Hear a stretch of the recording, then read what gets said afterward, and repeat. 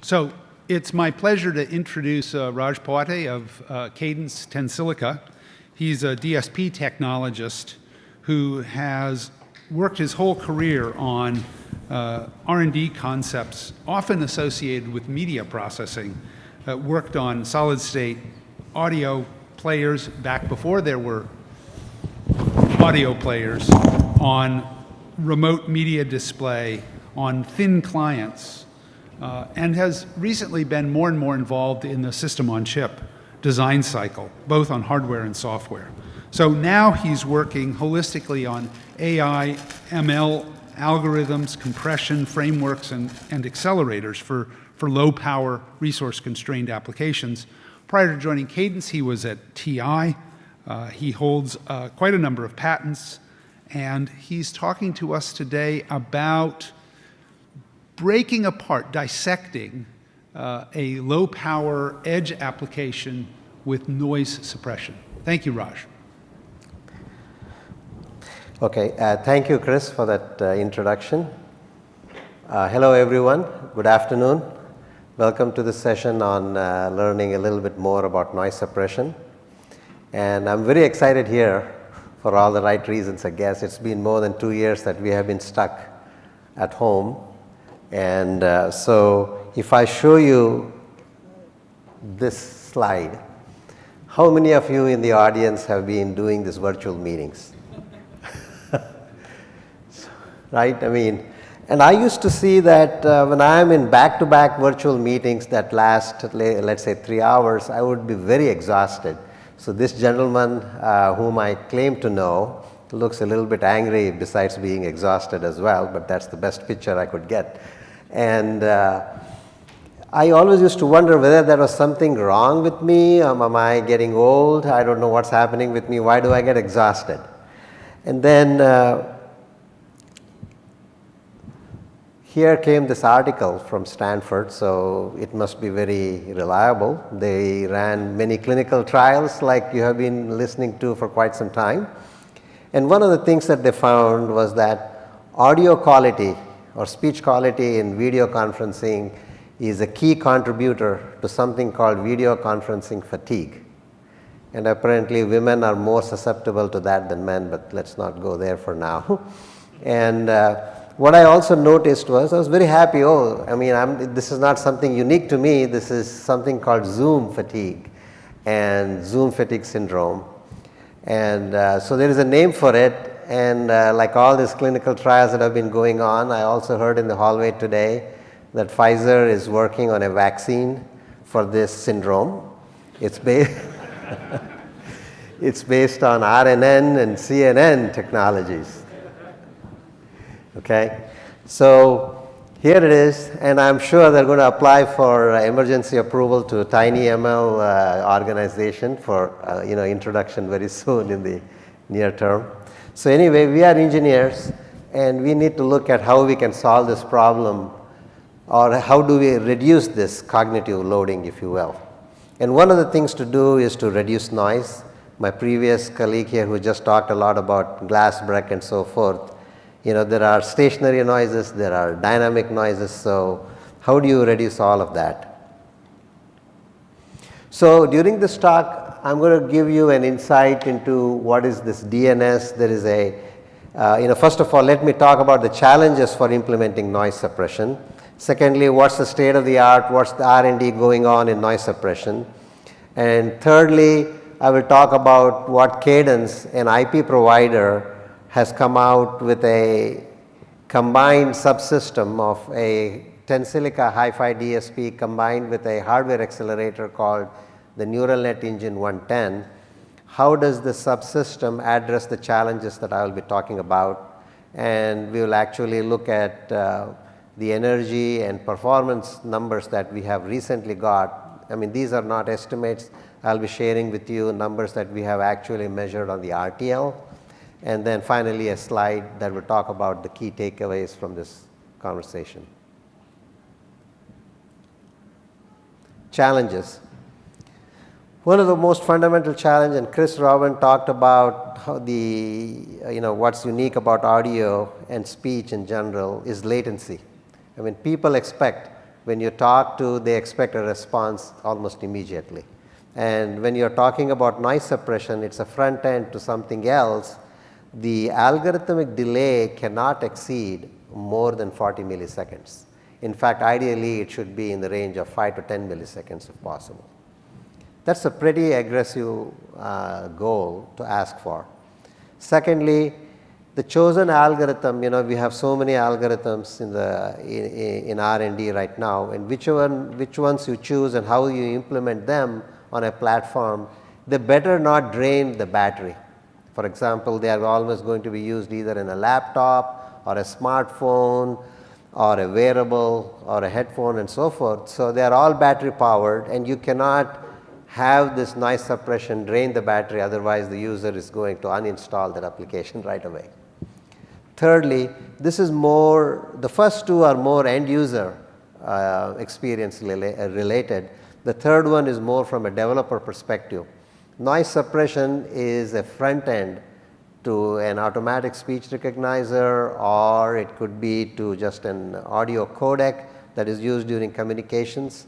And so a complete product needs to integrate many other components, and these are all going to fit within a very resource constrained, you have only so many kilobytes of memory, you have only so many megahertz, 100, 200, 500 megahertz of compute power available to you, and you need to combine all of these components within that limited memory and cycle budgets that you have.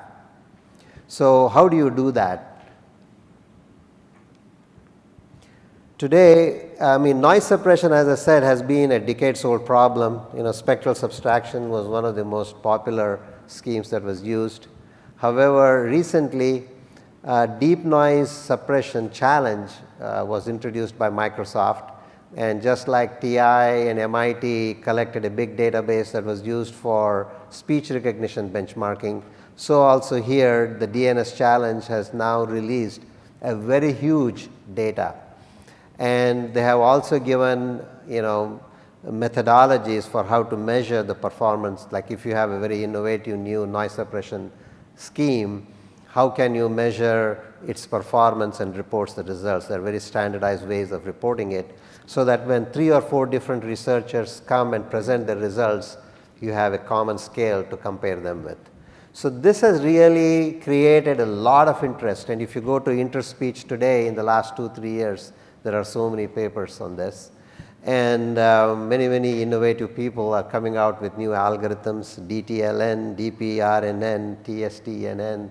Basically, you pick a random letter from the English alphabet and string them together. You have a name for your algorithm. Okay.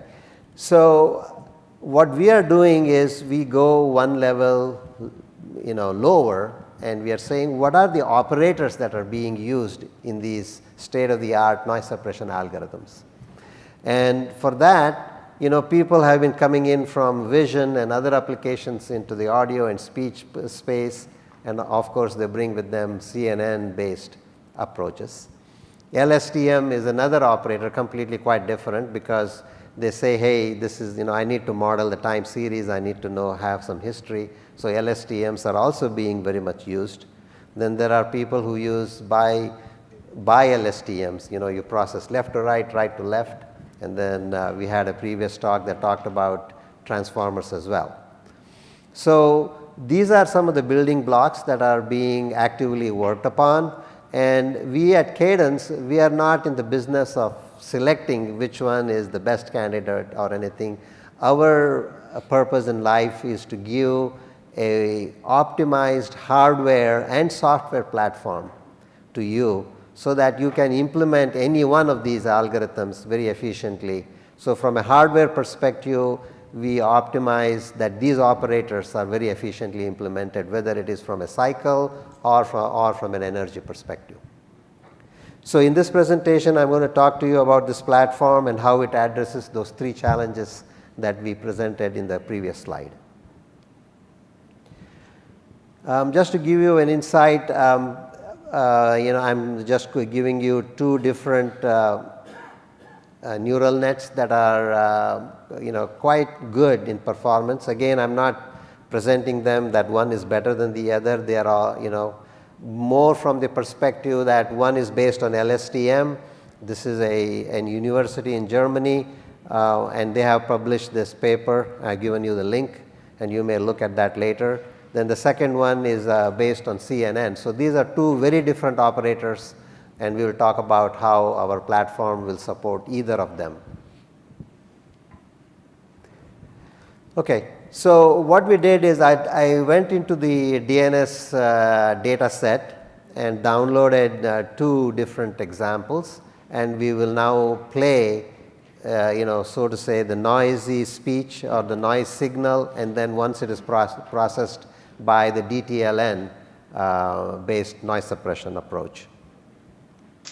It was then that I became distinctly aware of a gentle footfall upon the carpet, and near the cap. It was then that I became distinctly aware of a gentle footfall Increase the volume. upon the carpet, and near the cap. I hope you could see how the dog barking went away from the background. Let me play you another case. And anything else. His society became gradually her most exquisite enjoyment. Okay, that was very noisy. And anything else. His society became gradually her most exquisite enjoyment. Okay, so you can see that if you are on a conference call and somebody is playing a music in the background, this DTLN based noise suppression scheme, in my previous slide that was the first one. That's what I applied here and got this noise suppressed output. Works pretty well. It's got a mean opinion score of about 3.4, and which is pretty decent. Okay, so now let's look at, I mean, the previous talk you all heard about always on subsystem, and so whether you're offloading music or, you know, on your cell phone you want to listen to music, or you want to have a wake word recognizer.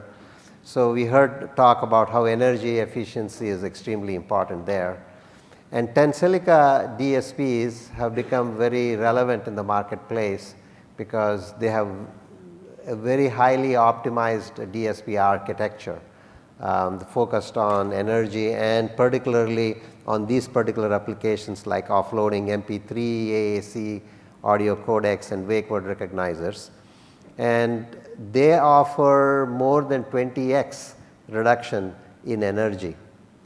So now the question that I am asking is, when we look at all these AI and ML algorithms, is it possible to offload these MACs from this DSP onto a MAC array, and can we achieve an additional 10x reduction in energy?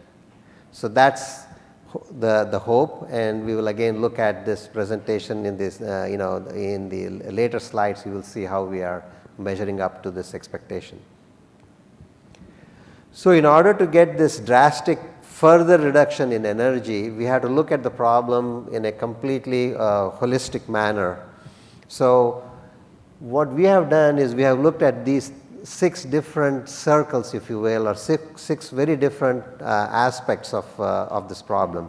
One is we talked about what types of network operators are we going to support. Second, we should not just be supporting inference, we should have a smooth flow right from you training and in float and then converting it into fixed and then running the fixed point implementation on an inference platform. So how do we do all that, and how do we ensure that whole experience is smooth for the developer?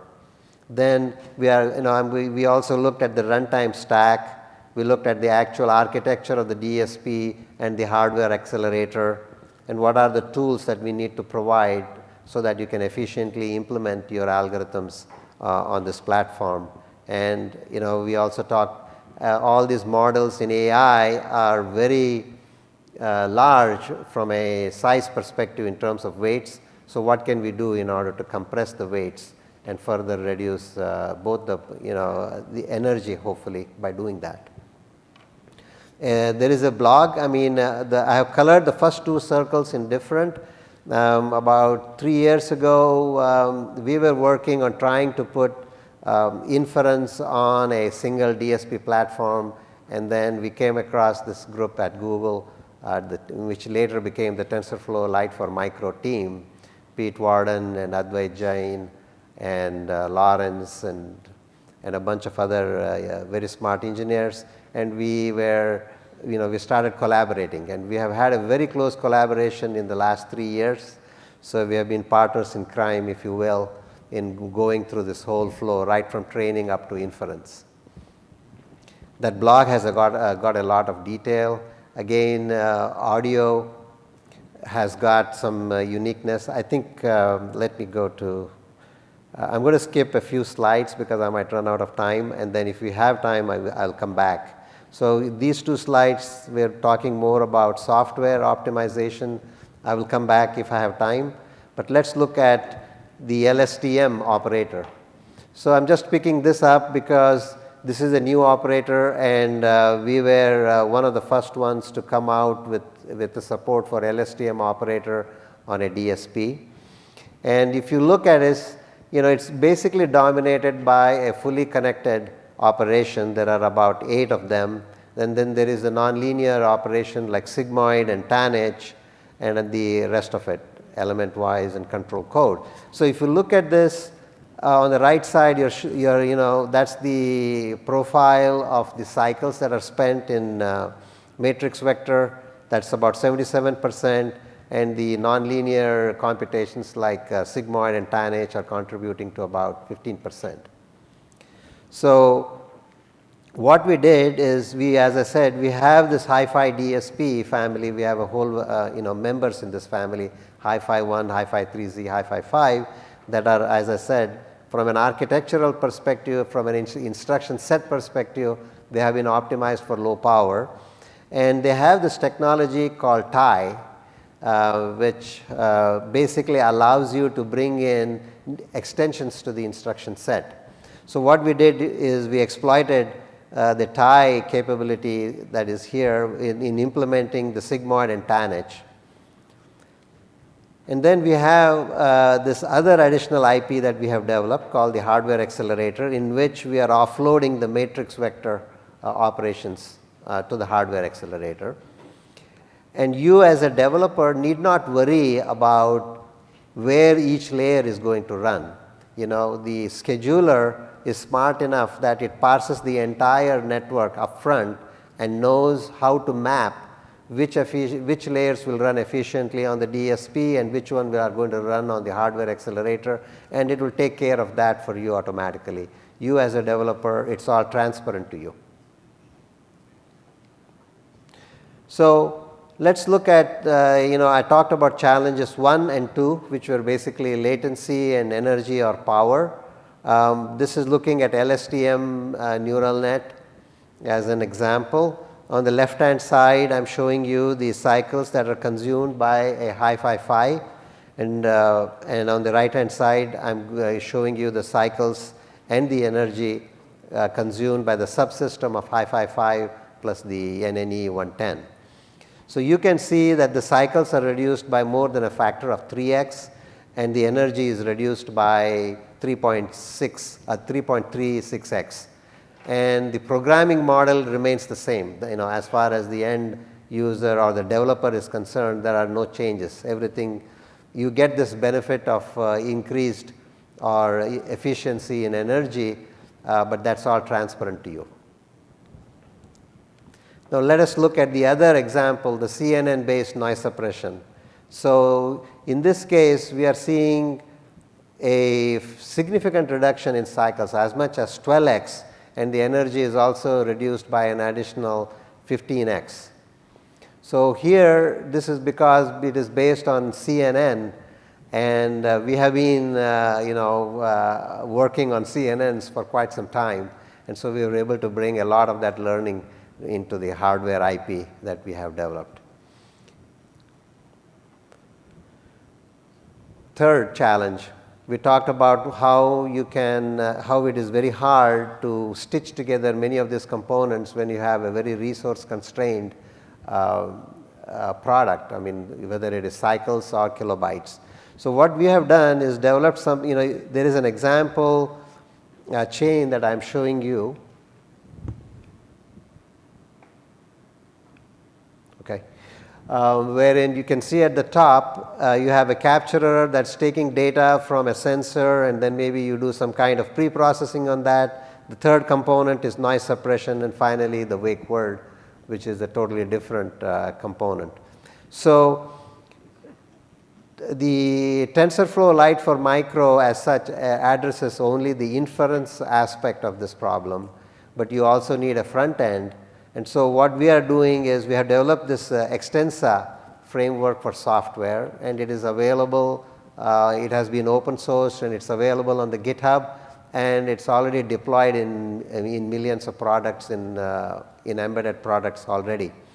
So we offer this along with the TensorFlow Lite for Micro stack, so that you as a developer can quickly put together your product and bring it to market faster. So in conclusion, what we have done, I have presented to you today is this combination of a Hi-Fi 5 DSP along with a neural net accelerator called the NNE-110, and we have looked at these 6 different aspects and bringing a very balanced solution to the market. Thank you very much. Okay.